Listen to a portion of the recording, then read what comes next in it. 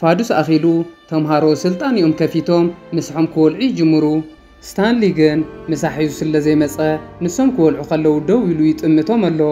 ኣብዚ እዋን መሓዙ ኣማን ንምንታይ ምሳሒዙ ከም ዘይመፀ ክሓቶ ከሎ ስታንሊ ከዓ ገንዘብ ሒዙ ስለ ዝመፀ ኣብ ካፌ ኸይዱ ክበልዕ ምዃኑ ይነግሮ ይኹን እምበር ስታንሊ ሓሲ እዩ ከውዱ ብናይ ጥሜት ሓለንጊ ትግረፍ እያ ዘላ ኣማን ከዓ ሎም መዓንቲ ብዙሕ ምግቢ ሒዙ ስለ ዝመፀ ንኽልቴና ይኣኽለና እዩ እንካይ ልህዎ ስታንሊ ክቕበሎ ክብል ቨርማ ዝተባሃለ ጨካን መምህሮም መልሰሉ ኢሉ ይቁጥዖ ቨርማ ምሕፋር ዝበሃል ዘይፈጠረሉ መምህር ክኸውን ከሎ ንኣማን ከዓ ተጸጊብካ ንዓይ ሃበኒ ብምባል ተቐቢሉ ይበልዐሉ ስታሊን ድማ ካብቲ ክፍሊ ወፂኡ ናብ ማይ ቡንባ ይኸይድ እሞ ከብዱ ንኽመልአሉ ኣዝዩ ብዙሕ ማይ ይሰቲ ናብ ክፍሊ ምስ ተመለሱ እውን ጥሜት ስለ ዝበርትዖ ንመሓዝኡ ማይ ይልምኖ ሰላም ሰላም ፍትዋት ተኸታተልቲ መደብና ንሎሚ ከዓ ስታንሊ ካዳባ ዘርእስታ ኣብ 2011 ዝተሰርሐት ኣዝያ ጥዕምቲ ፊልም ሒዘልኩም መፅእ ኣለኹ ነዛ ፊልም ላይክ ንቻናልና ድማ ሳብስክራይብ ምባል ከይትርስዑ እዚ ቆልዓ ስታንሊ ፈርናንዴዝ ይበሃል ስታንሊ ኣብ ከተማ ሙምባይ ዝነብር ናይ 4ይ ክፍሊ ተምሃራይ እዩ ዝተረጋገፀ ፀባይ ዘለዎ ኣዝዩ ተፃዋትን ሰሓቕን ስለ ዝኾነ ብዙሓት ተምሃሮ እዮም ዝፈትውዎ ካብ ዕለታት ሓደ መዓልቲ ስታንሊ ገጹ ተሃሪሙ በሰላን በሰላ ኮይኑ ናብ ቤት ትምህርቲ ይመጽእ ስታንሊ ካልኦት ተምሃሮ ከይመጹ ኣብ ዘይሰዓቱ ቀልጢፉ ስለ ዝመጸ ካልኦት ተምሃሮ ክሳብ ዝመጹ ኣብ ክላሱ በይኑ እንዳተዘናግዐ ይጽበዮም ድሕሪ ንእሽተይ ጻንሒት ኩሎም ተምሃሮ ይመጹ እሞ ክላስ ክጅመር መምሃራን ናብ ክፍሉ ከኣትዉ ከለዉ ሮዚ ዝተባሃለት ናይ እንግሊሽ መምህር ንስታንሊ ክትምህሮም ተኣቱ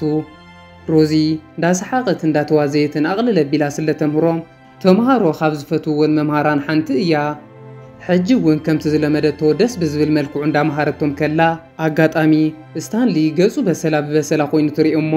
እንታይ ኢኻ ኮንካ ኢላ ተሓቶ ንሱ ድማ እቲ ሓቂ ክነግራ ስለ ዘይደለየ ምስ ወዲኡ ኮይኖም ናብ ባቡር ክስቀሉ ሓያል ድፍእ ስለ ዝነበረ ኣብቲ ድፍእ ወዲቑ ናብ ሓፂን ከም ዝተጋጨወ ሓስዩ ይነግራ ሽዑ መምህር ሮዚ ገጹ በሰላ ብበሰላ ኮይኑ ዘሎ ንእሽተይ ተሐሸካ ብምባል ገጽካ ተሓጾቦ ኢላ ትሰዶ እሞ ኣጋጣሚ ኣብኡ ድማ መምህር ቨርማ ምስ ዝተባሃለ ሓደ መምህር ይራኸብ መምህር ቨርማ ኣዝዩ ርጉምን ጨካንን ክኸውን ከሎ መብዛሕትኡ ግዜ ካብ ናይ ተምሃሮ ምሳሕ ብምብላዕ እዩ ዝፍለጥ ስታንሊ ብዙሕ ግዜ ምሳሕ ሒዙ ስለ ዘይመጽእ ቨርማ ይፈትዎን ሕጂ ድማ ኣብቲ ምሳሕ ዝበልዕሉ ቦታ ስለ ዝረኸቦ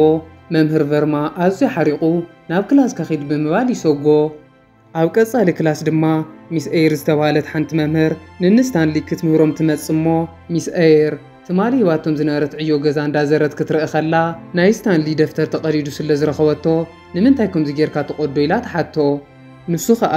ንኸይተሃርሞ ሓደ ምኽንያት ክቐርብ ስለ ዘለዎ ኣብ ገዛ ከይረኣኽዋ ንእሽተይ ሓፍተ እያ ቀዲዳትለይ ይብላ እሞ ሽዑ ሚስተር ኤር ካብ ሕጂ እንዳሓር ተጠንቂቑ ደፍተሩ ንኽሕዝ ሚዒዳቶ ትኸድ ቀፂሉ ድማ መምህር ቨርማን ክምህሮም ይመጽእ መምህር ቨርማን ብዛዕባ ትዘምህሮ ትምህርቲ ይኹን ብዛዕባ ዞም ቆልዑ ዋላ ሓደ ይግድሶን እዞም ተምሃሮ ጥዑም ምግቢ ሒዞም እንተመፅኦም ግን ዋላ ሓንተ ይትርፈሎምን ከምዚ ዝገብር ከዓ ንተምሃሮ ጥራሕ ዘይኮነስ ኣብ ምሳሕ ሰዓት ነቶም መምሃራን እውን ምስሖም እንዳሕደገ እዩ ዘሽግረሎም ቨርማን ኣብዚ ክፍሊ እንዳምሃረ ከሎ ኣጋጣሚ ሓደ ዝጠመዮ ቆልዓ ስልጣኑ ይከፍት እሞ ሽዑ ቨርማን ምግቢ ስለ ዝጨነዎ መን እዩ ስልጣኑ ይከፊቱ ኢሉ ይሓቶም እቲ ተምሃራይ ከዓ እንተነጊሮ የኩዕኒ እዩ ኢሉ ፈሪሑ ጥርቅም ይብል እሞ ቨርማን ናይ ምግቢ ሸውሃቱ መፂኡ ከመር ስለ ዘይከኣለ ካብቲ ክላስ ወፂኡ ናፍቲ መምሃራን ምግቢ ዘቕምጡሉ ክፍሊ ብምኻድ ክፍትሽ ይጅምር ኣብ መወዳእታ ሓንቲ ምግቢ ዝሓዘ ስልጣን ይረክብ እሞ ነታ ምግቢ በሊዑ ከምዘይነበረት ፀራሪግዋ ይወፅእ ድሕሪ ንእሽተይ ጻንሒት ምሳሕ ሰዓት ስለ ዝኣኸለ ኩሎም ተምሃሮ ናፍቲ ምሳሕ ዝበልዕሉ ክፍሊ ብምኻድ ስልጣኒኦም ከፊቶም ክበልዑ ይጅምሩ እዞም ኩሎም ተምሃሮ ክበልዑ ከለዉ ስታንሊ ግን ምግቢ ሒዙ ስለ ዘይመፀ ነገር ቆልዓ ንኩሎም እንዳዘረ ይሪኦም ኣሎ ኣብዚ እዋን ኣማን ዝተባሃለ ሓደ መሓዝኡ ንምንታይ ምግቢ ሒዝካ ዘይመፀኻ ኢሉ ይሓቶ እሞ ንሱ ከዓ ወዲ ደኻ እዩ ተባሂሉ ንኸይነዓቕ ቅርሺ ሒዙ ከም ዝመፀን ኣብ ፋዱስ ኣብ ደገ ኸይዱ ክበልዕ ምዃኑ ይነግሮ ኣማን ከዓ ብዙሕ ምግቢ ሒዙ ስለ ዝመፀ የኣኽለና እዩ ብምባል ካብቲ ቅጫ ቆሪሱ ሰዲድሉ ስታንሊ እውን ክቕበሎ ክብል ኣጋጣሚ መምህር ቨርማ ስለ ዝረኣዮም ብቁጥዐ ናይ ሰብ ምግቢ ይብላዕን ብምባል ንስታንሊ ይኸልፎ ኣብዚ እዋን ስታንሊ ኣዝዩ ሓሪቑ ክወፅእ ከሎ መምህር ቨርማ ከዓ እንተበዚሑካ ንዓይ ሃበኒ ብምባል ካብ ኣማን ተቐቢሉ ክበልዕ ይጅምር ستانلي بتأميت كود እንዳቆዘመት ዋላ ሓደ ክገብር ስለ ዘይከኣለ ወፁ ይኸይድ እሞ ንእሽተይ ጥሜት ተቐነሰለይ ብምባል ናብ ማይ ቡንባ ኸይዱ ኣዝዩ ብዙሕ ማይ እንዳሰተየ ንሪኦ ድሕሪ ንእሽተይ ጻኒሒት ናይ ዕረፍቲ ሰዓት ኣኺሉ ኩሎም ተምሃሮ ናብ ክላስ ኣትዮም ትምህርቲ ምስ ተጀመረ ስታንሊ ጥሜት ስለ ዝበርትዖ ካብ መሓዝኡ ማይ ብምልማን ብጥሜት ዝደረቐ ጎረርኡ ከተርክስ ይፍትን ኣፋዱስ ኩሎም ተምሃሮ ወፅዮም ሳንቲም ዘለዎም ተምሃሮ ናብ ድንኳን እንዳኸዱ ሓደ ዝብላዕ ነገር ክገዝኡ ከለዉ ስታንሊ ግን ገንዘብ ስለ ዘይብሉ ብናይ ጥሜት ሓለንገ ኸውዱ እንዳተሓለገት ናብ ገዝኡ ይኸድ ንጽባሓይቱ ኣብ ቤት ትምህርቲ እንዳተምሃሩ ከለዉ ስታንሊ ብጸጋሙ እቲ ምስኡ ኸፍ ዝብል ከኣብ የማኑ ስለ ዝጽሕፍ ክልቲኦም ክጽሕፉ ከለዉ ይበኣሱ እሞ እዙይ ዝረኣየት መምህሮም ድማ ንኽልቲኦም ትሰጎም ኣብ ምሳሕ ሰዓት እዞም ተምሃሮ ምሳሕ ክበልዑ ከለዉ ስታንሊ ሎማዓንቲ እውን ምሳሕ ሒዙ ይመፀን ኣብዚ እዋን መሓዝቱ ምሳና ብልዓ እንዳበሉ ምስኦም ንኽበልዕ ክሓትዎ ከለዉ ንሱ ግን መምህር ቨርማ ንኸይመፅእ እንዳፈርሐ ከም ልቡ ክበልዕ ኣይከኣለን በቲ ሓደ ድማ እቲ ምስካፍ ዘይፈልጥ መምህር ቨርማ ናፍቶም መምሃራን እንዳኸደ ባዕሉ ምስኦም እንዳሕደገ ይበልዕ ኣሎ ቨርማ ኩሉ ግዜ ከምዚ ስለ ዝገብር ዋላ እኳ ኩሎም መምሃራን ተሰልቸዎም ይኹን እምበር ተሓባቢርካ ምብላዕ ባህሎም ስለ ዝኾነ ከይፈተው ሓደ መምሃራን ንዓብላዕ እዮም ዝብልዎ ድሕሪ ዕረፍቲ ናብ ትምህርቲ ምስ ኣተዉ ንስታንሊ ቨርማ እንዳምህሮም ከሎ ስታንሊን መሓዝኡን ሕጂ እውን ብወንበር ምኽንያት እንዳተባኣሱ ንሪኦም እዙይ ዝረኣየ ቨርማ ድማ ንስታንሊ ስለ ዝጸልኦ እቲ ጸገም መፂኡ ዘሎ ንስኻ ብጸጋምካ ስለ ትጽሕፍ እዩ ስለዚ ካብ ሕጂ እንዳሓር ብየማንካ ጽሓፍ ኢሉ የግድዶ ኣፋዱስ እዞም ተምሃሮ ተኣኪቦም እንዳተጻወቱ ከለዉ መሓዝቱ ንስታንሊ ካብ ቤት ትምህርቲ ምስ ተፈደሱ ኣብ ደገ ኩዕሶ ስለ ዝጻወቱ ንስኻ እውን ምሳና ተጻወት ይብልዎ ስታንሊ ከዓ ብሰንኪ ጥሜት ኩዕሶ ክጻወት ስለ ዘይደለየ ነደይ ከይፍቀድክዋ ምሳኹም ኩዕሶ ክጻወት ኣይክእልን ይብሎም እሞ ሽዑ ሓደ ቆልዓ ኣነ ኮምዋይለለትን እያ ናብ ኣዴኻ ደዊልካ ክትሓታ ትኽእል ኢኻ ይብሎ ኣብዚ እዋን ስታንሊ ካሊእ መማረፂ ስለ ዘይብሉ ካብዚ ቆልዓ ሞባይሉ ይቕበሎ እሞ ናብ ዝተጋገየ ቁፅሪ ብምድዋል ምስ ሰብ ዝዕልል ዘሎ መሲሉ ነደይ ሓቲተያስ ኣይፈቕደልካን ኢላትኒ ይብሎም ብድሕሪኡ ስታንሊ ናብ ገዝኡ ክኸይድ ከሎ መሓዝቱ ግን ኣብ ቤት ትምህርቶም ኣብ ዝርከብ ሜዳ ኩዕሶ እንዳተጻወቱ ንሪኦም ንጽባሓይቱ መምህር ሮዚ ሂዋቶም ዝነበረት ዕዮ ገዛ ክትርኢ ከላ ስታንሊ ካብ ኩሎም ዝበለጸ ገይሩ ከም ዝሰርሑ ምስ ረኣየት መምህር ሮዚ ንስታንሊ ትሽልሞ መምህር ሮዚ ኣሚራ ምስ ወደአት ከዓ ኣብ ቀጻሊ ሰሙን ናይ ክሪስማስ ሰሙን ስለ ዝኾነ ንዝተወሰኑ መዓልታት ትምህርቲ ከም ዘይህሉን ብድሕሪኡ ግን ነቲ ዝሓለፎም ትምህርቲ ከከሓሱ ስለ ዘለዎም ካብቲ ኩሉ ግዜ ዝፍደስዎ ሰዓት እንዳምሰዩ ስለ ዝፍደሱ ክሳብ ሽዑ ከጽንሖም ዝኽእል ምግቢ ወሲኾም ንኽመፁ ትሕብረሎም ስታንሊን መሓዝኡ ሕጂ እውን ብቦታ ምኽንያት እንዳተዋኣሱ መምህር ሮዚ ትሪኦም ሽዑ ዛበላሕ መስተውዐሊት መምህር ሮዚ ንኽልቲኦም ቦታ ንኽቀያየሩ ትገብሮም እሞ ጸገሞም ተቐሪፉ ክልቲኦም ሕጉሳት ኮይኖም እንዳጸሓፉ ንሪኦም ዲሰምበር 12 ስታንሊ ናይ መምህር ሮዝ በርዝደይ ምዃኑ ይዝክር እሞ ናብ ክፍሊ ክትምህሮም ምስ መጸት ንበርዝደያ ትኸውን ሓጻር ግጥሚ የንብበላ ንሳ ድማ በዚ ነገር ኣዝያ ተሓጒሳ ቸኮሌት ትህቦ እሞ ስታንሊ ነታ ቸኮሌት ናብ ኣዕርኽቱ ሒዝዋ ብምኻድ ምስ ኩሎም መሓዝቱ ተማቒሉ ይበልዓ ተምሃሮ ንክሪስማስ ኣዕሪፎም ጸኒሖም ድሕሪ ክሪስማስ ትምህርቲ ክጅመር ከሎ ኩሎም ወለዲ ንደቆም ቅድሚ ሕጂ ይውዎም ካብ ዝነበረ ምግቢ ወሲኾም ሂቦም ይሰድዎም ብንግኡ ቨርማ መፂኡ እንዳምህሮም ከሎ ነዚ ስልጣንያታት ምስ ረኣየ ብህረፍ ኣፉ ማይ መሊኡ ንሪኦ ምሳሕ ሰዓት ክኣክል ከሎ ከዓ ቨርማ ኣብ ካሊእ ክፍሊ እንዳምህረ ንሱ ግን ሙሉእ ቀልቡ ኣብ ናይ ንስታንሊ ክላስ ስለ ዝነበረ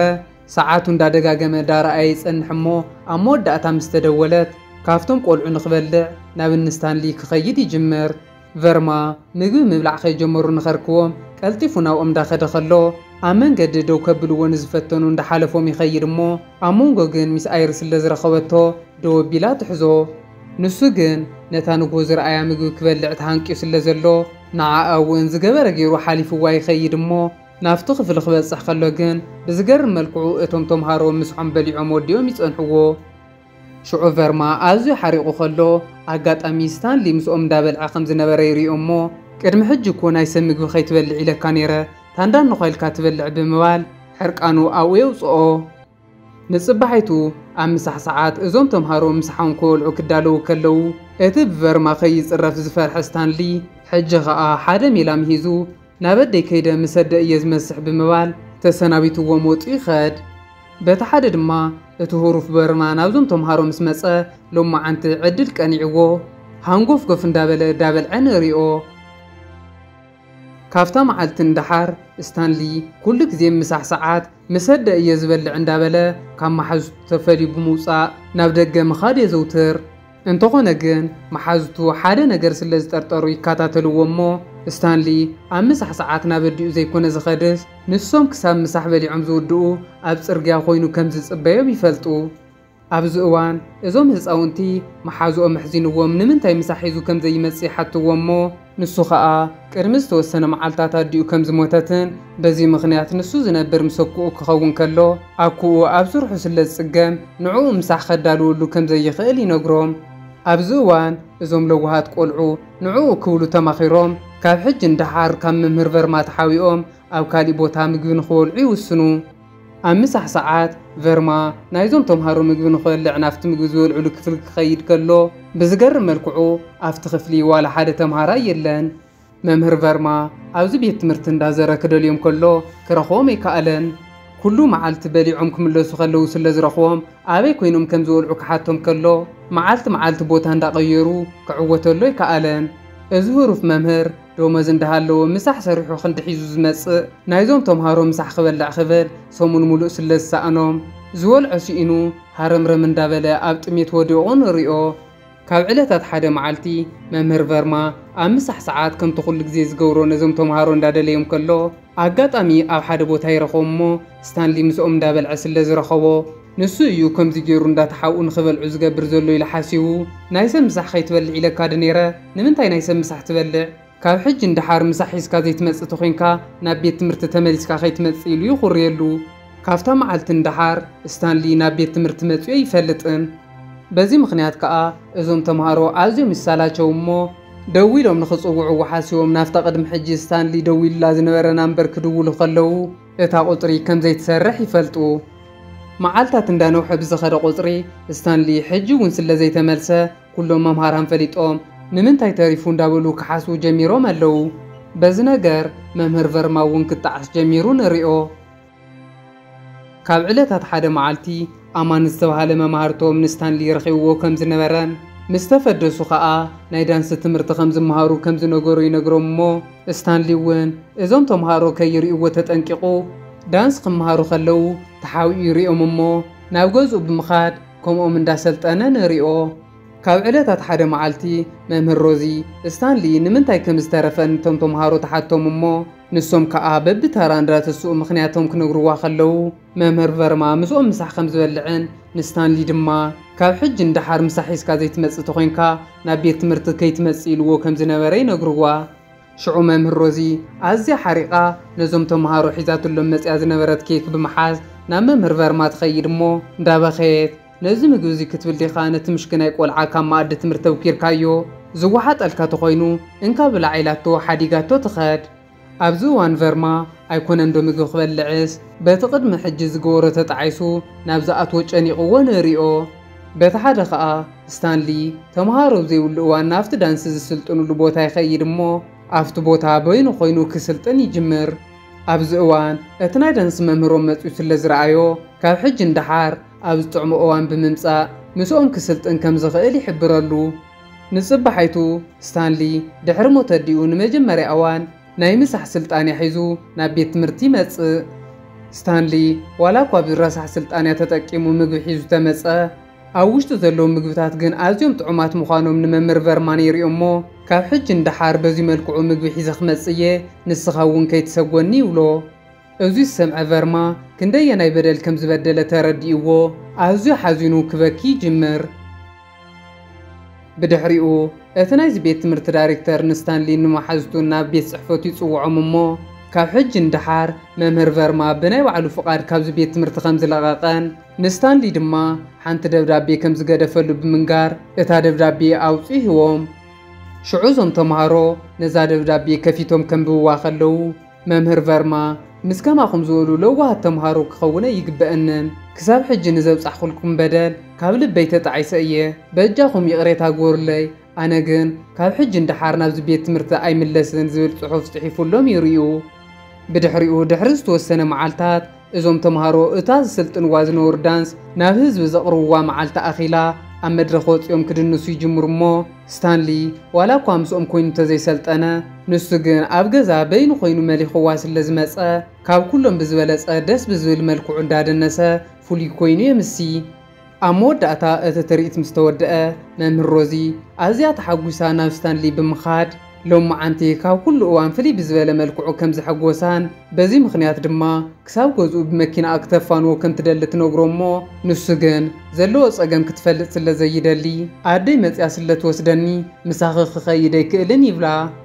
ኣብዚ እዋን እቲ ናይ ዳንሲ መምህሮም ግን ብዛዕባ ስታንሊ ብዙሕ ነገር ስለ ዝፈልጥ መምህር ሮዚ ምስ ከደት ንዓናይ ባዕለይ ከብፅሐካ እየ ብምባል ብታክሲ ገይሩ ክሳብ ገዝኡ ሒዝዎ ይኸድ بدحريو ستانلي ناوغزو مسكده او حدا كافي مساسي كوينو እንዳሰርሐ ንሪኦ ስታንሊ አቡ ነዲኡም ስለዘይብሉ ምሰኩ ዩዝ ነበር አኩ ኸኣ ኣዝዩ ጨካን ሰብ ክኸውን ከሎ ኩሉ ግዜ ክሓርቅ ከሎ ስለዝሃርሞ ከምተም ናይ ፊልምና ናይ መጀመርያ ትርኢት ዝረኣናዮ ገጹ በሰላ ብበሰላ ኮይኑ ናብ ቤት ትምህርቲ ዝመጽእ በዚ ምኽንያት እዩ ስታንሊ ካብ ቤት ትምህርቲ ወፃእ ዘሎ ህይወቱ ዋላ እኳ ኣዝዩ ከቢድ ተኾነ ንሱ ግን ጽባሕ ብተስፋ ስለዘቋምት ካብ ኩሎም መሓዝቱ ዝያዳ ጠንኪሩ የጽንዕ ኣሎ ኣብ መጀመርያ ዲኡ ምስ ሞተት ኣኩ ርጉም ስለዝኾነ ምሳሒው ይሰዶ ነይሩ دحار ግን ዘለዎ ፀገም እቲ ናይ ዳንስ መምህሮም ምስ ፈለጠ ንሓደ ኣክረም ዝተባሃለ ሰራሕተኛ ኩሉ ነገር ይነግሮሞ ኣክረም ከዓ ኣኩ ኸይረኣዮ ዓማዊል ዘትረፍዎም ምግብታት ኣብ ስልጣንያ እንዳቋፀረ ሂው ይሰዶ ኣብ ናይ ፊልምና ናይ መጠረሽታ ትርኢት ድማ ኣክረም ኣኩ ኻረኺውና ክሳብ ዝኽልክለኒ ከምዚ እንዳገበርኩ ምሳሒበ ክሰደካ እየ ብምባል مساحات حيزونا بيت تمرتي سودمو ستانلي دما أبيت تمرت مسمحازوتو خوينو عادي ذهبتن مجب يجون دابلة مسمحازوتون دابل عدارة أنا فيلمنات ودا